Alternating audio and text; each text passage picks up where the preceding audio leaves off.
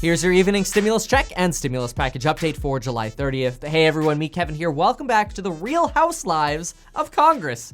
Remember, by the way, that the YouTube course pre-sale does change tomorrow, so make sure to hop in and learn how to make money from home before that changes tomorrow. Today, the Senate tried to pass by unanimous vote a 7-day extension to the unemployment boost for $200 per week.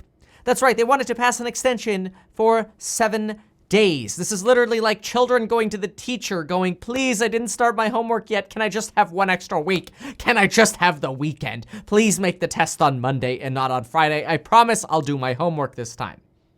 Well, this is because as it stands, the $600 per week boost technically expires tomorrow, that is Friday the 31st, but for most, the expiration has already come as the last checks have pretty much already gone out. Well, and as expected, this attempt at passing a unanimous 7-day extension in the Senate failed. Democrats led by Chuck Schumer said, no, but hey, we got a different idea. We have this shiny bill that was already passed by the House, and it's called the HEROES Act. How about we pass this instead, and it gives people $600 per week through January 31st. Chuck Schumer also said that it wouldn't even be technically possible to implement a 1-week extension, to expect antiquated unemployment insurance departments to not only change the amount of the pay, but then to implement it for 1 week.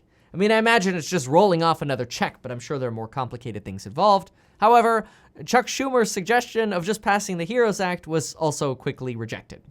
So instead of solving the problem around unemployment, it looks like we now have a splinter cell of Republicans who want to create their own problems. And yes, I did play Splinter Cell religiously as a child and teenager. But for now, I want to focus on this splinter cell of rogue Republicans. Oh, I thought everybody was good. At least all the people we needed were good with the $1,200 stimulus check. Nobody was debating or arguing the $1,200 stimulus check.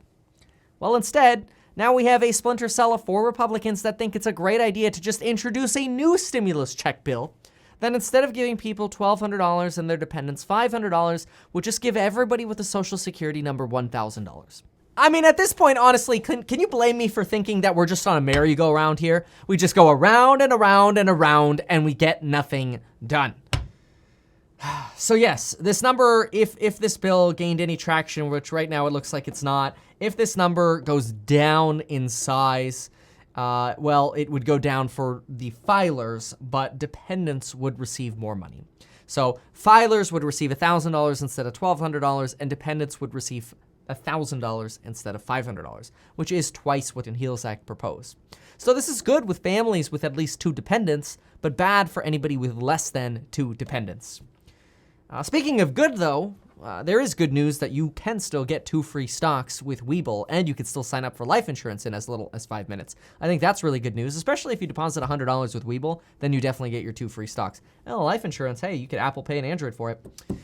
Anyway, this splinter cell proposal would give eligibility for these $1,000 stimulus checks to spouses married to people without socials. However, you do need a social to get this. I don't think that this bill is actually going to go anywhere. I'm just shaking my head that seriously, this is the distraction we're talking about now. Like literally something that we were good with is now turning into, oh no, it's back on the chopping block and it's back up for debate. It just sparks more confusion. Which, speaking of confusion, there's been a lot of talk and clickbait about Donald Trump suggesting that he wants bigger stimulus checks. I briefly brought this up yesterday and warned that this might create a lot of confusion because Donald Trump said that he wanted unemployment pay, an eviction ban, and higher payments, which kind of potentially implies that Donald Trump might be reiterating his original position when he said he wanted bigger stimulus checks. We heard him say that weeks ago. But unfortunately, Mark Meadows came out and said, no, that's not what Donald Trump meant. Donald Trump meant he wants more unemployment pay. So Trump was really listing 3 things. He was saying he wants unemployment pay, he wants an eviction ban, and he wants bigger unemployment pay payments. Gosh. So I did mention yesterday that Trump suggesting that he wants bigger payments was probably nothing to get excited about because it's probably being misconveyed. And sadly, when Trump sometimes goes off script, some of us, we get confused. For example, the first time, and it's not our fault either, and I'm not trying to bag on Trump, I'm just saying, the first time 2 weeks ago when he said, well, Republicans want to do 70% of the unemployment boost. We're all like, okay, 70% of 600 is $420 per week. I mean, that's better than $200 a week, but he actually meant the 70% wage replacement part. So you can see how, in all fairness, we all sometimes get confused when Trump says something. So, not trying to bag on Trump, just when you hear Trump say something, think real, like, doubly critically of what he's saying. Anyway, Trump was also asked what he'll be putting on the table tonight, Thursday night, to try to entice the passing of the enhanced unemployment benefits on Friday to make sure that they don't expire. Trump told us, quote, "It's a great question. I can't tell you, though, because that wouldn't be very smart from a negotiating standpoint." All right. There are some predictions at the moment.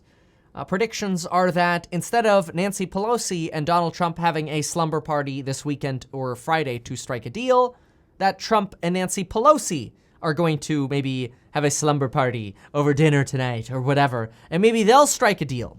That would be really bad for Mitch McConnell, but I don't think anybody cares. I think people just want to get something done. Regarding lawsuits, more waves of lawsuits are rolling in now from companies who employed essential workers during the pandemic. Some of these workers have unfortunately passed away, and my thoughts and prayers go out to those families. On COVID news, a study published on Thursday, today, in JAMA Pediatrics suggests that although children tend to experience milder symptoms than adults who contract COVID-19, their throats, children's throats, still carry significant amounts of the virus. In fact, the study found that children under 5 carry 5 to 100 times more virus than adults. This is bad news for opening schools, especially for children under 5, as children are very likely more infectious than adults, and children aren't exactly the best at personal hygiene or wearing masks. Meanwhile, Congress is 8 days away from their next recess, so they can all go back on the playground, the slide, and play the game of telephone. Mark Zuckerberg says there's no end in sight for working at home. Well, there you have it for now. Check out those 2 free stocks, get your YouTube course, and of course, make sure to get your life insurance in as little as 5 minutes. Thank you so much for watching, and folks, we'll see you next time.